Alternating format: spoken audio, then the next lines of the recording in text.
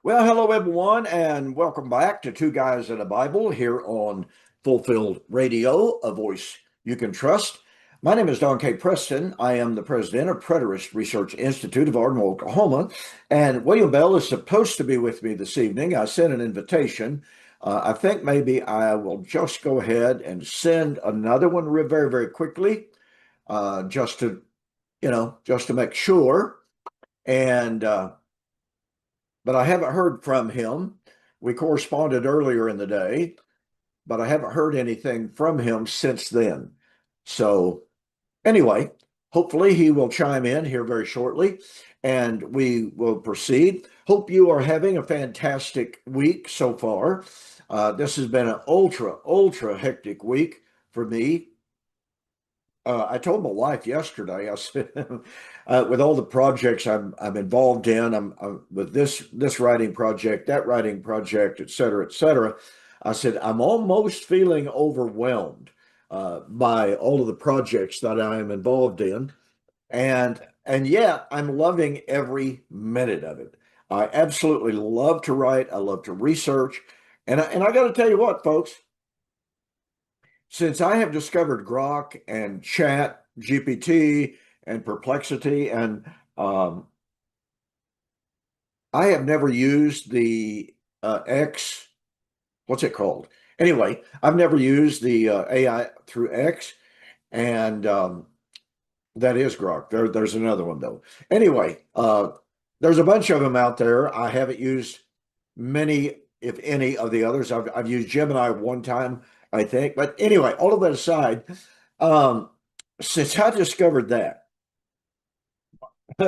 my, oh my, oh my, oh my, the research vistas have just absolutely exploded. Now, I got a friend, his name is Ron Wagner, and he is well versed. He's well trained in AI. And he's been doing some research. Some of it I contributed to it that much. The rest of it he just took off and ran. He's been throwing stuff by me that I don't even know how to explain it. I really don't. It's just literally stunning the research capabilities that are out there. Now, I'm very, very pleased to say that in some instances, some of the things that I've been researching, I like Grok the best, by the way.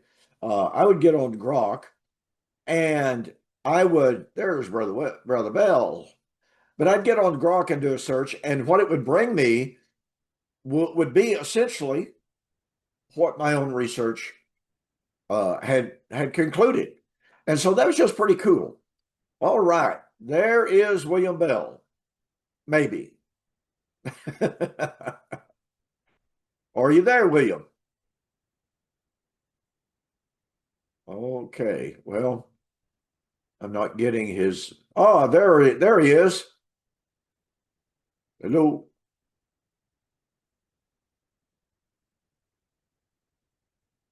And everyone can tell. Are you there, William? Well, he's dealing with his audio there, I can tell. Sometimes he during the week he evidently changes some of his settings or something. I don't know what it is, but we kind of lose the audio there. Are you there with us, William? Nope, nothing so far. But anyway, what I was about to say there is that some of these things that I've been researching, things that I've been working on for years and years, trying to draw these pieces together and make sense of them to make them come together in a comprehensive, cohesive type of hopefully presentation at some point. And you ask Grok to answer some questions related to that subject, and all of a sudden, in about a minute, it brings all of this information to you that has taken you years to develop, and it presents it for you in about a minute and a half, maybe if that long. The only good thing about it is there have been a couple of different times in searches that I have done, and I would ask it to share with me the insights into whatever it happened to be. I don't remember at the particular point, but it would come back and say the following points are developed from research developed by Don K. Preston. And I was like, say what? Are you there, William? I can hear you. Let me try something here. Yeah. Let me see here. Same as speaker Logitech. Let's try this. Can you hear me now? Nope. Nothing there. Okay. Test speaker microphone. Oh, yeah, I heard that. Okay. Testing, testing. Okay. Okay. Let me go back up here. There is my blue. Can you hear me now? Obviously not. Okay, well, we'll hope that William can get that worked out. I don't know. I don't know what the deal is. He's far more technologically capable than I am. Come on now. I get to thinking that perhaps my soundboard is trying to go bad on me. There are times when it doesn't seem to want to work. Anyway, all of that said, the capabilities of the AI is just phenomenal. It is troublesome. It's scary in a way. I heard Elon Musk say just recently about Grok. He said its capabilities right now exceed all of the known knowledge in every public library, every university library, et cetera, et cetera. And he said the capabilities of it are growing exponentially. And he said, to be really honest, it's scary how much knowledge is there. And, you know, I don't know if overwhelmed is the right word or not, but impressed beyond measure at the capability, the possibilities, and the versatility of AI are just, can you hear me now? I can. Hey, there you are. Okay, you plugged something in, didn't you? I did. I had to reset my mixer. Okay, yeah, I do that every once in a while. I forget to turn my little blue ball on, and for some reason or other, on some programs, unless I've got my blue ball plugged in, I have no audio. Okay. Other times it's just strictly through my soundboard on my computer. But Larry Siegel and I had a program just recently, and we couldn't figure it out. Absolutely could not figure it out. So he backed out. I called Rick Calvert, and Rick could hear me just fine. So it had to be something on Larry's end. Yeah. But we haven't had the problem since then. By the way, we need to remember Larry in our prayers. He's been diagnosed with some pretty bad health back problems, Oh, really? some vertebrae, and I knew he'd been having some problems with his back, but they found, as he expressed it, they found some quote problems unquote with I think it was about 3 or 4 vertebrae. So that's pretty troublesome. And I'm assuming, William, that you have heard that Glenn Hill passed away. Yes. Yes. Yeah. Well, Yeah, it's I was very sorry unfortunate. to hear that. Unfortunate. Yes. Yeah, Glenn's a wonderful, wonderful man. Just a very humble man. Always thoroughly enjoyed being around him. Counted him as a dear friend.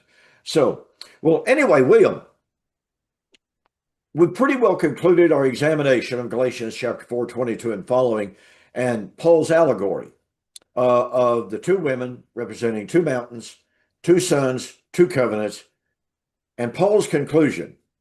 And Paul presents the idea that here's Ishmael, here's Isaac.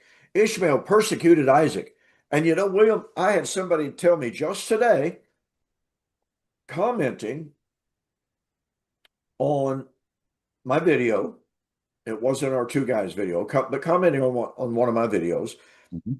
A very, very nice individual. I have to give them credit for that. Very, very congenial.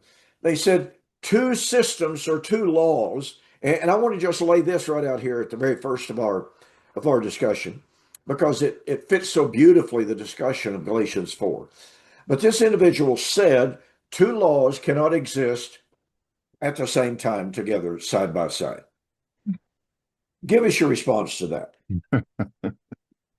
That's rather interesting. When we look around us, even today, we've got all kind of situations where two laws are existing, and even when one is becoming obsolete, like traffic laws. You might have. I remember back in the day when it used to be 70 miles per hour, and then they changed it to 55, and then they changed it back to 70. But in each of those cases, there was a time between the actual date of change that they allowed some leniency. So if you were driving 70 and a 55, once they changed it, I mean, it was no problem, and the other way around. We have that with states, where states have one law in one state, you got another law in another state, and same thing with cities and countries as well. So that's not the case. But in the scriptures, it's very clear that we have the old law, and even Paul or the writer. Sometimes I believe it's Paul, and of course I understand their objections to that. But in Hebrews, and in not just Hebrews, but in a lot of Bible passages, you have that. But it's clear in Hebrews chapter 8 and verse 13 that he says the old covenant was becoming obsolete. And then at that time, which was written before 70 AD, he says, now that which is becoming obsolete is ready to vanish away. So you had, it was a new covenant that brought in the obsolescence of the old. And so from that perspective, you had the new covenant coming in, and Paul, the writer refers to that in Hebrews chapter 7, verse 18. There's a disannulling of the one going before and the bringing in of a better one. Same thing in 2 Corinthians chapter 3. Oh, yeah. Where you have the, the present tense mentioned there. So in all of those passages, there is this transitional phase going on. And while that's happening, of course, you have the Jews, as in Acts 21, who were under the law, yet keeping it, whereas Gentiles who were not under it were forbidden to come under it so that they could really show what grace was all about in terms of being saved. But yes, two laws being in existence for a time frame because of the transition that was going on during that time. But it's not uncommon that you have two laws in existence. Yeah, exactly. I mean, and to pick up on what you were saying there about the book of Hebrews, in Hebrews chapter 8 and verse 4 and 5, the writer says, if Christ were on earth, he could not be a priest, seeing that there are priests who serve, and he was talking about the temple, obviously, and it's only in the present tense, who serve according to the law. And so here is Christ, who is priest over the heavenly tabernacle, the heavenly temple. And of course, he had ascended there, was seated at the right hand of the Father. So he's serving in that temple, and they're serving in the earthly temple. He's the priest after the order of Melchizedek. They're priests after the order of Levi and Aaron. They were both serving at the same time. That's correct. And I think, by the way, I've always found it interesting, William. Let me get your input into this. But here we have John the Baptizer. He came out here and he was baptizing in the River Jordan, saying, repent. Question, William. When John the Baptizer was preaching and baptizing in the River Jordan, was that a law found in Torah? No, he wasn't teaching proselyte baptism. He was teaching baptism for the remission of sins. Absolutely, he was. And yet, even though that was not legislated as part of the temple immersions, somebody told me just recently, well, they didn't immerse under the old covenant. Well, that's funny. All around Jerusalem, they have found literally hundreds upon hundreds upon hundreds of what they call the mikvah. Mm-hmm. These were pools. They were chiseled out pools large enough for a man to go down into and immerse himself. Yeah, they had steps in them as well. Steps out of them. Rod Rupert visited Jerusalem and actually took pictures and came back and did a presentation with showing us, all of these pools that were around there. So that idea that they were baptizing in a pitcher of water or something just Yeah, doesn't work. it doesn't work at all.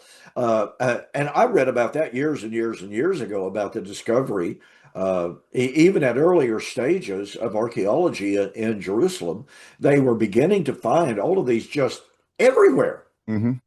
these ceremonial immersion pools.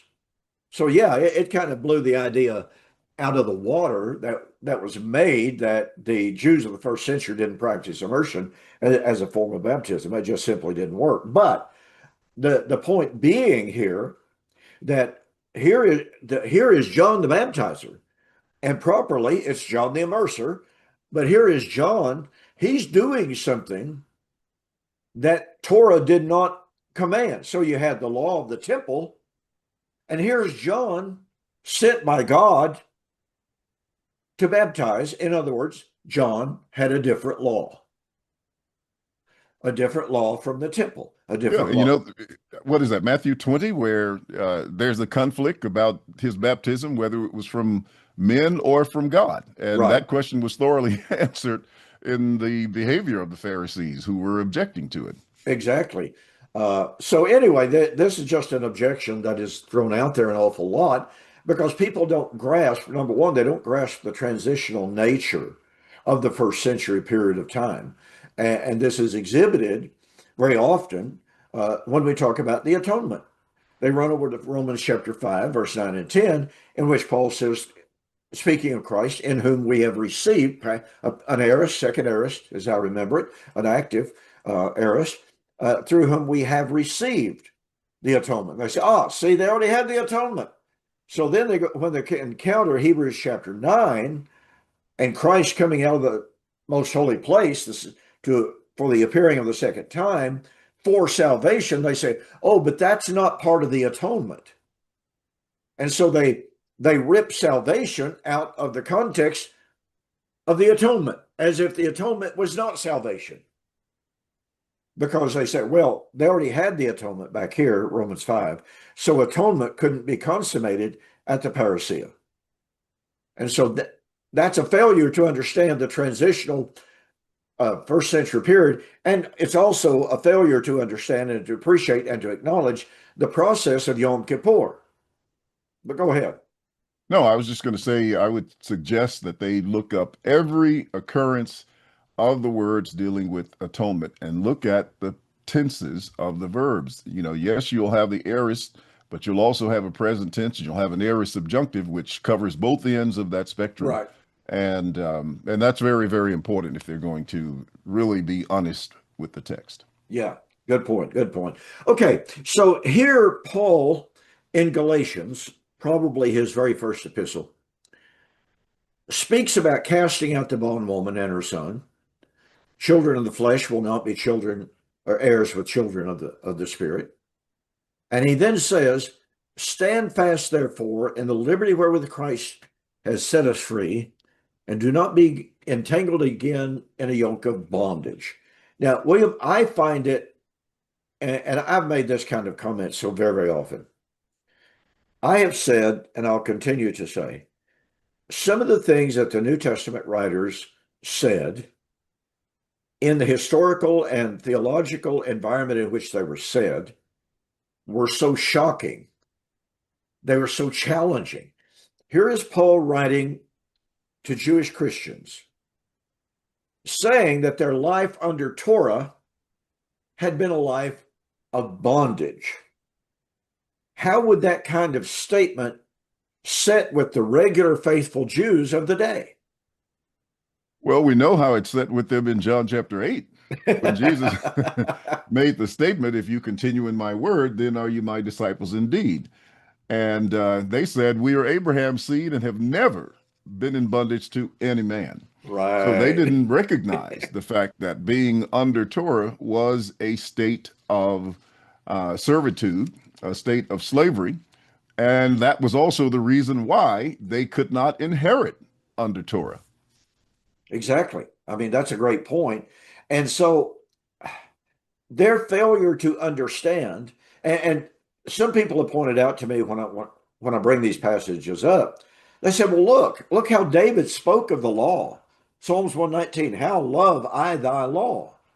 But that doesn't mean that David felt like Torah was a law of liberty, did it? Does it? No, no. As a matter of fact, if we look at Psalm 17:15, he was desiring to be awakened in the righteousness of God, to see his face in righteousness. So he didn't regard the law as being capable of doing that, which is why he was looking forward to the Messiah. Yeah, exactly. And so while we today find it very, very easy to think about 613 laws under Torah, how could anybody keep those? And we read Galatians 2, we read Galatians chapter 3, those who are under the law are under curse, because it is written, cursed is everyone that does not continue in all things that are written in the book of the law to do them. Oh, how terrible the law was. That's not the way the normal Jew looked upon it. They knew it was burdensome. They knew it demanded a lot, no question about it. But at the same time, they understood it wasn't going to deliver them from their sin. And I've said very often, based upon Hebrews chapter 10, verse 1 and 2, when Paul says, now the law, having a shadow of the good things to come and not the very image of those things, can never make those who offer those sacrifices perfect concerning the conscience. For then, if those sacrifices would have provided forgiveness, they would not have continued to be offered. But in those sacrifices which they make year by year continually, there is a remembrance of sin. You know, William, I don't know if you heard it in your youth and ministers talking about in the churches of Christ, it was always expressed as, well, on the Day of Atonement, they have their sins rolled forward for another year. I heard that over and over Oh, and yeah. over. Okay. I didn't know if you'd heard that or not, but that was just the common vernacular in the circles in which I was raised. But that's not what Hebrews says. There was a remembrance of sin. Now, as Paul would say in Romans chapter 3 and chapter 5 as well, in Acts chapter 17, even though God remembered their sins, he did not impute those sins to him in his righteousness and his forbearance, looking forward to Christ, looking forward to the perfect sacrifice. But just the idea of gathering together, for instance, on Yom Kippur, and realizing that in these sacrifices, Yahweh was bringing their sins to his remembrance. And, you know, it makes you want to go, okay, okay, I'm sorry. You know, Mhm. don't get me for that. And then even in the act of the sacrifices, of course, they had two goats, and the high priest would take his hands and put his hands on the head of Azazel, the one that was to be sent out and away, and lay his hands on the head of that goat, imputing Israel's sins onto that goat. So this was a way of reminding Israel of their sinfulness, was it not? Yes. To me, that would not be a very joyous occasion to go all the way to Jerusalem for who knows where, who knows where, just to be reminded of everything bad I'd done all year long. Might take a whole day. So anyway, here is Paul setting forth, and I think one of the reasons that he wants to do this, William, and I want your thoughts on it. He wants to remind them that they are in bondage because they are in Hagar, and Hagar was who and what? Hagar was, of course, the Egyptian, but she was also a servant and a slave, and therefore was in bondage in her status in the house of Abraham. Exactly. And yet it's interesting, is it not, that Abraham was going to make Ishmael his heir? because he didn't know whether or not he was going to be able to have children. Right. It He was knew Ishmael. that he had the difficulty with Sarah being barren. Right. So he was going to appoint Ishmael as his heir. It didn't matter to him. He was willing to make Ishmael, who was his seed, of course, but through the natural process, Mhm. not through the promise. And so, anyway, all that aside, the reason I bring that up, of course, is here is Paul's reference to being in bondage, and here is the woman who is an Egyptian who represents that bondage. I think, William, this helps us when we come to Revelation chapter 11, when the writer is speaking about this great city, which spiritually is called Egypt. Now, William, I'm convinced that any good, faithful Jew used to the Midrashic way of developing scripture, knowing about Paul's letter about the two women, the two sons, the two covenants, the two mountains, etc., the minute Revelation mentions Egypt being in bondage, or that would be the message that was sent, I can't help but think they would have gone right straight back to Paul's discussion in Romans chapter 7, as well as Paul's discussion here in Galatians chapter 4. What do you think? I think so, and possibly Hebrews 12 as well. Good point. Good point. And folks, that's the way the ancient Jewish mind thought. They connected these dots. They connected themes. They connected motifs in the scripture. And they were so well familiar with the Old Testament scripture and with the overall theme of scripture, so that when somebody suggested a theme, a subject, a word, a key word, their minds went right straight to the Tanakh and key eschatological to key prophetic passages there that were related to what was being discussed. And I think that's one of the great tragedies of modern day Christianity, um, us not being familiar enough with the Old Testament to know And what. with actually living in that time and history, because where you grow up, your environment determines how you view things, Oh, yeah. and it gives you, knowledge of the inner workings, the language, the all the nuances of being in that environment, which come natural to you. But the moment you step out of that into another one, or somebody steps into that, they're totally lost because they're using terms and words in ways that, they could be cursing people out and not know it. They could be offending them in ways, just by changing culture. You just don't know. But all of that information they had. So it helped them to understand these things very easily because they had all the associations. It originated there. But when you go into a different environment, that's totally different. You don't have all that background that comes naturally from, from birth and all the way through your education and work life, et cetera. You just don't have it, and that's what puts you at a loss. And that was, I think, the big difference between the Greek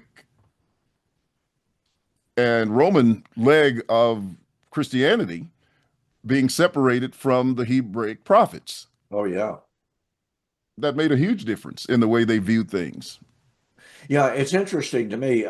You made a point there that I find so hilarious. And of course, as you know, I'm a car guy.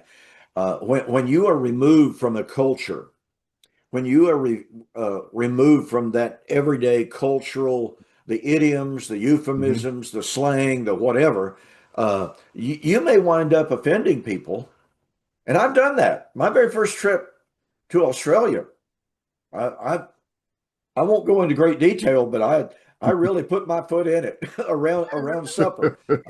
I made a statement, and some of the ladies, especially, were going, "Mm, no," and I was I realized I'd done something, and afterwards I went to Al and I said, "Okay, Al, obviously I did something." And he said, "Oh, well, yeah, yeah, you did." And he told me, and I was like, "Ah." But in the car world, back in the early 70s, Chevrolet came out with a car, or they branded a car, marketed it in South America. They had never marketed this particular model before down there.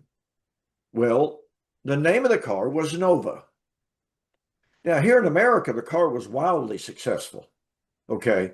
Lightweight, hot rodders love them, I can tell you that.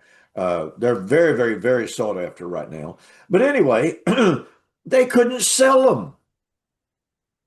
They started going around into communities and saying, they show them pictures of the car, Nova, Nova. And people are going, "Ugh." And they couldn't figure out, what do you mean? What's wrong? The word Nova means won't run. That's not a good name for a car.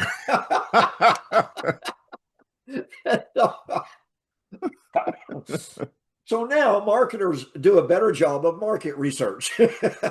You don't name a car, won't run, and send it to South America. You don't do that. And so it is so helpful for us to get into the first century world. And this is one of the reasons, by the way, I love scholars such as Scott McKnight, N.T. Wright, R.T. France, men whose expertise is in history and first century Jewish history. They are what we call today, they're Jesus scholars. And what they mean by that is they're digging into that actual boot on the ground culture of what it was like in the first century. And they're bringing to us today such a wealth of understanding of the customs, the culture, the entire world. To use a German term, German scholars had a term, Sitzenleben, or Sitzenleben, however you wish to pronounce that. And what it means is the life situation of the average Jew as he walks down the street of Nazareth or Capernaum or whatever, or Jerusalem, and learning some of those words, terms, and phrases brings some of these passages in the New Testament.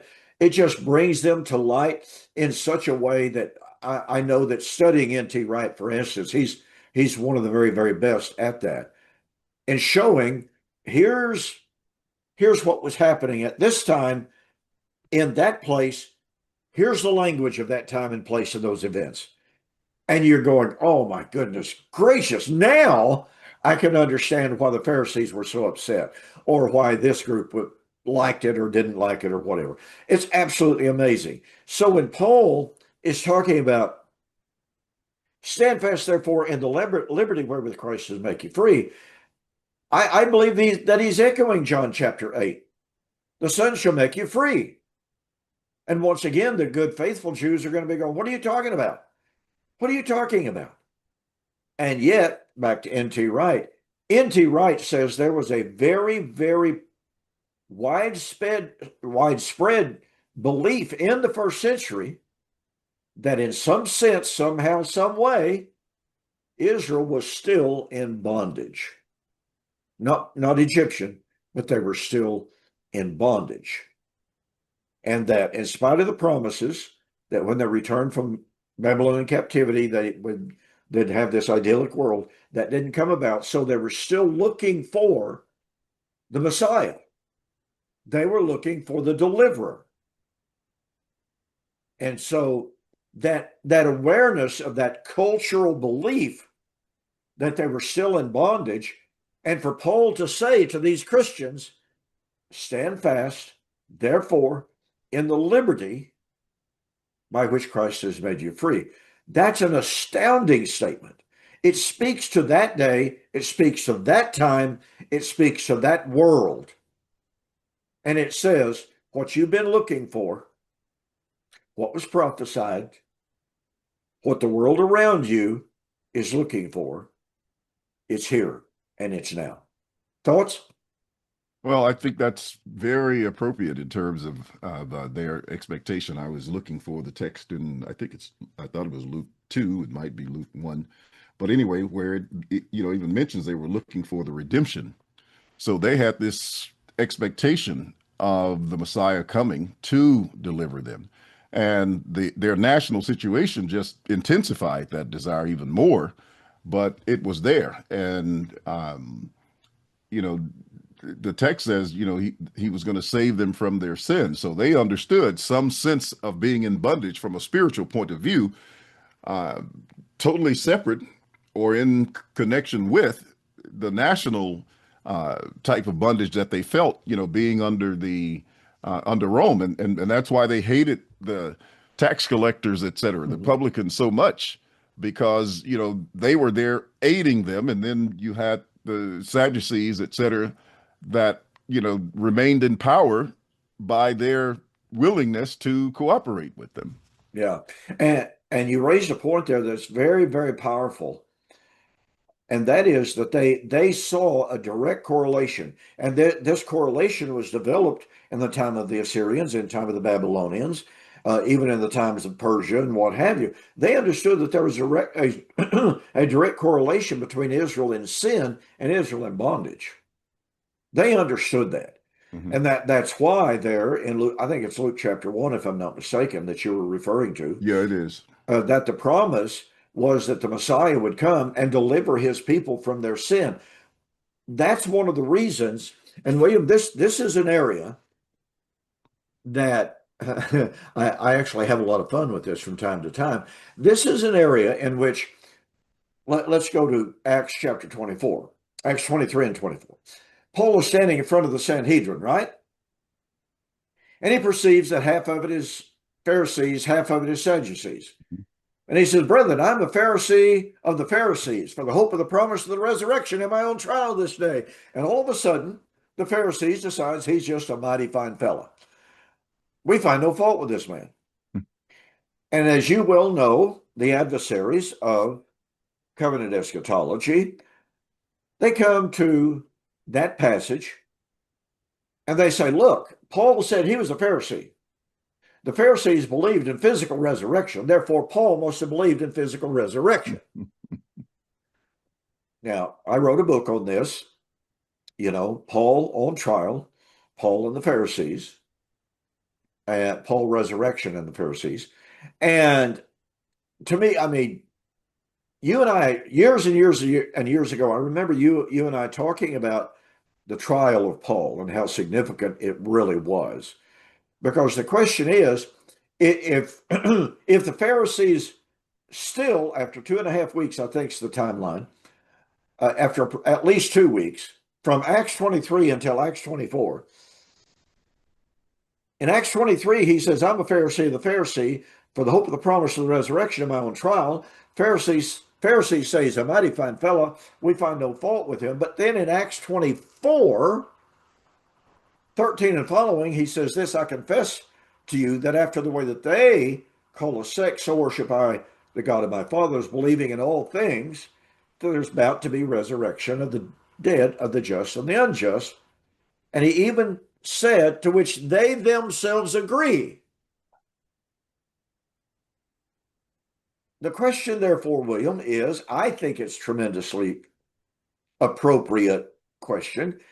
If the Pharisees still believed in the same kind of resurrection that Paul said he believed in, and if Paul believed in the kind of resurrection that the Pharisees believed in, why are the Pharisees 2 weeks later wanting to kill him for his views of the resurrection? Because they're just not the same. They were hoping for, physical resurrection back into the land. And that just wasn't what Paul was teaching. It was a different nature. He was talking about turning people away from their sins, opening their eyes from the blindness and darkness of sin and showing them the light of Christ. And the fact that it was rooted in the Messiah, period, was very, very odious to the Pharisees. Yeah, and this raises an issue. And here's where I have a lot of fun. On Facebook, six, 7, 8 months ago, something like this. An individual brought that article up. Paul was Pharisee. The Pharisees believed in physical resurrection, et cetera, et cetera. And I said, so what you're saying is that Paul agreed with the Pharisees? Absolutely. That's what he said. I said, well, you do believe, or you do know, do you not, that the Pharisees tied their view of the resurrection to their view of the restoration of Israel, which was physical restoration to the physical land, a physical temple, a physical priesthood with physical sacrifices. I said, their view of the resurrection cannot be divorced from their entire view of restoration of Israel. It's all tied together, inseparably so. And he refused to answer. He just absolutely refused to answer. Matter of fact, he kind of disappeared from the conversation. But the point of fact is, folks, when you say, well, Paul believed like the Pharisees, but then you turn right around, and by the way, in my debate with Richard Carrier, he tried to make the same argument, tried to make the identical argument. Well, wait a minute. Paul rejected the Pharisees' view of the kingdom because Paul said in Colossians chapter 1, writing to the Colossian brethren, you have been translated out of the power of darkness into the kingdom of God's dear Son. The point that I asked Richard Carrier, and that I've asked many others before that and since then, was if Paul was teaching the same thing about the kingdom that the Pharisees were, based upon you claiming he believed the same thing as resurrection, then did the Pharisees believe the same thing about the kind of kingdom that Paul was talking about in Colossians chapter 1, 12, and 13? And they know that that was not the kind of kingdom the Pharisees were looking for. Right. Okay. So, not at all. Okay. So all of this is kind of background.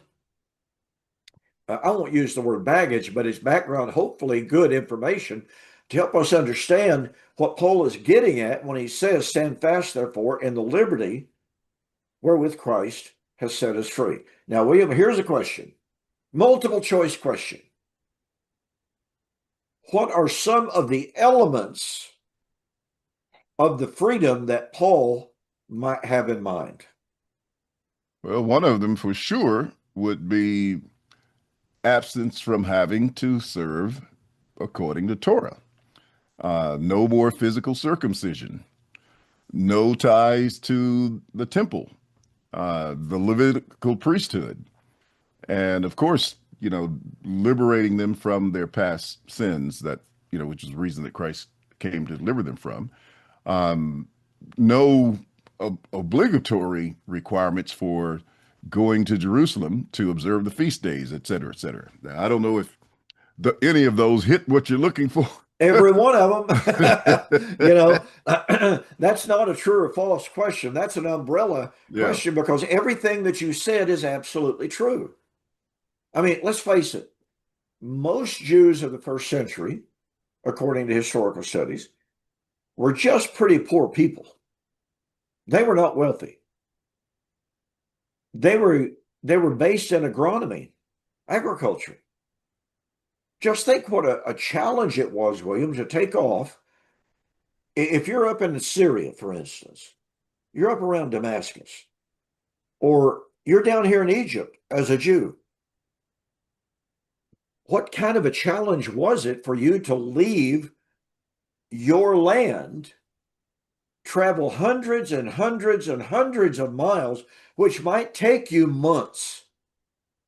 Now, they may do this one time in their lifetime, by the way.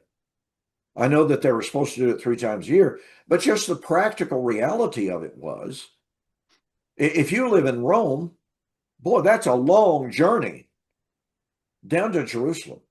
You can't walk on the water. Can't walk on the water. So just the burden, not only of time, but of expense and the danger. Because let's face it, Roman roads, the roads might have been okay. The bandits and the thieves were a major problem. And so this was an agonizingly difficult journey to make to go to Jerusalem to observe the feast days. Well, let's see, you get there and you got to have sacrifices. And you got to buy them from the Sadducees who are running the temple, and they're charging about 13 times more than they ought to be. And everywhere you look, there are difficulties. And you got to make sure you don't touch anything that's unclean before the day of Passover, or else you can't even take of the supper. And on and on and on it goes with the number of requirements. I'm reminded of Ezekiel chapter 20, William, in which Yahweh said, I gave them, that's Israel, laws which they could not keep. That's kind of a stunning statement, isn't it? It really is. Peter echoes it in Acts 10, Acts 15. Acts 15. Why put upon the necks of the Gentiles a burden which neither we or our fathers were able to bear? So on the one hand, they had this consciousness of loving the law because it was a matter of fellowship between them and Yahweh. On the other hand, there was this constant reminder, and that brings us back to Romans chapter 5. The law was added that sin might abound. And that means, if I perceive it correctly, it means that the law was added to make man acutely more and more and more aware of his sin, not to make him sin, not to make sin abound, as in doing more of it, but to be more acutely aware of sin and its consequences. Is that hitting in the neighborhood of what that's all about there, William? That sounds very apropos to me. Okay, so there you got two conflicting views or attitudes. On the one hand, the law was marvelous, it was wonderful, it was perfect. Paul called it spiritual, wonderful, holy. On the other hand, I had not known sin except the law said, thou shalt not covet. Those are the two attitudes. So now Paul says to these brethren who are just beginning, I mean, let's face it, William, these folks are probably no more than 10, maybe 15 years away from becoming Christians and coming to this understanding of what it meant to live a Torah-free life. I mean, isn't it kind of easy for us today, especially if we were raised in the church, if we were raised, around Christianity and the gospel, it's real easy for us to think, well, this isn't all that hard except for temptation. But that's not the way it was in the first century. You're talking about people that their fathers and their grandfathers and their great-great-great-great-great-great-great-great-grandfathers had lived under Torah. And they had tried. And now they're having to learn about the freedom that was theirs in Christ. Question, William, did some of the people hearing about the Torah-free gospel, did they carry that too far? Yeah, they did. Explain. You had people thinking that grace would abound, for one, in Romans chapter 6. What shall we do? Shall we continue in sin that grace may abound? So they became, in a sense, or had the understanding that, it was a lawless, free-for-all type of situation, and that was not true. Paul was very clear, where sin abounded, grace did much more abound. But shall we continue in sin that grace might abound? And that was absolutely taboo. And so, this is where we get the terminology of antinomianism. Mm-hmm. No law. And unfortunately, there are people in Christianity today who have the same identical attitude, that nothing you do can affect your salvation, because God's grace is going to cover anything, and it's going to cover everything, no matter what you do.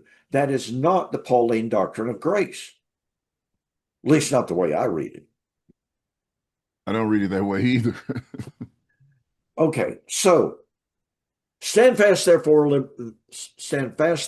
the liberty wherewith Christ has made us free, and do not be entangled again with the yoke of bondage.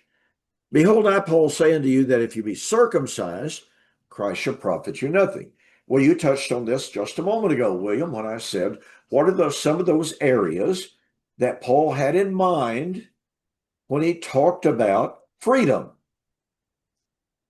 And right here is one of the most paramount subjects in all of first century Christianity when it came to the subject of, okay, I'm a Jew. I've now accepted Jesus as my Messiah, my Savior, my Redeemer, et cetera, et cetera. What does that mean for me? Well, chances are almost certain that they'd already been circumcised, right, William? Correct. Okay. But what about their children? They're going to be asking this question. If they have children born into their families, what about children? Do I have to have my children circumcised, as has been the practice for 1,500 years? And so it's a little wonder that this debate, this controversy, took time to develop from Acts chapter 10 until Acts chapter 15. There was a period of time in which you have Gentiles who are not circumcised. They're coming into Christ. So the natural question was raised, do the Gentiles have to be circumcised and keep the law of Moses in order to be saved?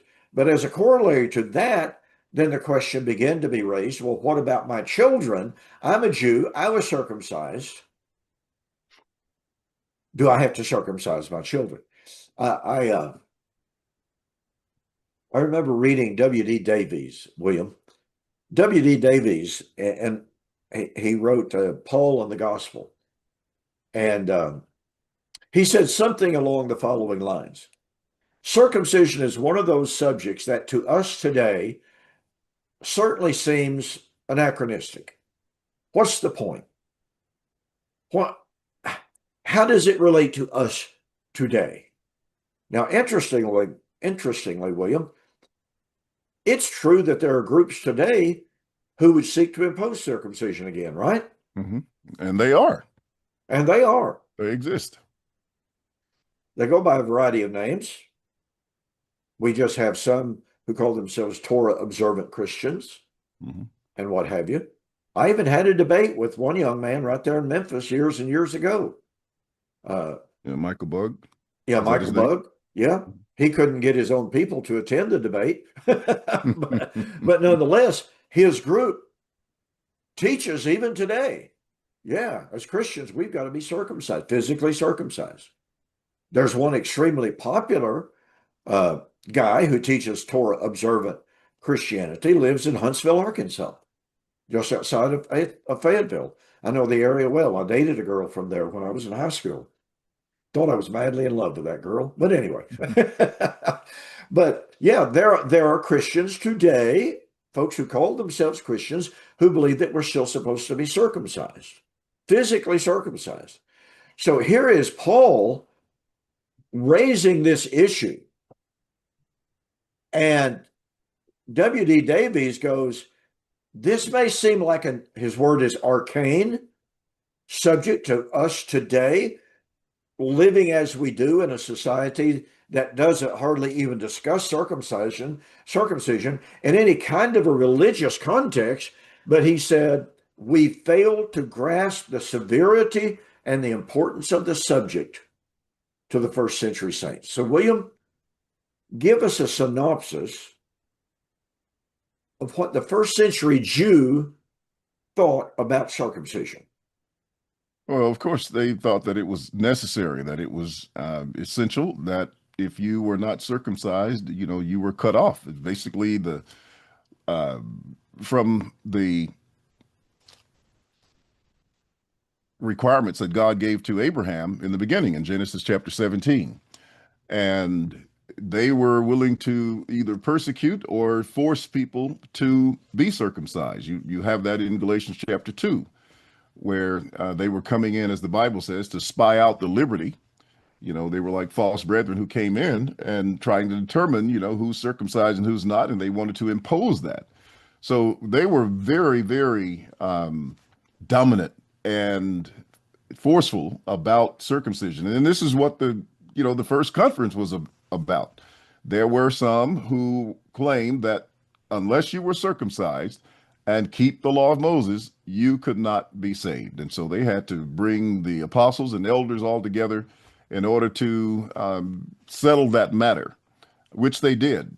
And all of that shows, that here they are in Jerusalem with the apostles, with the elders and brethren to settle it. It's my understanding the apostles already knew the answer to the question, but they wanted to get that published so that everybody else would understand it.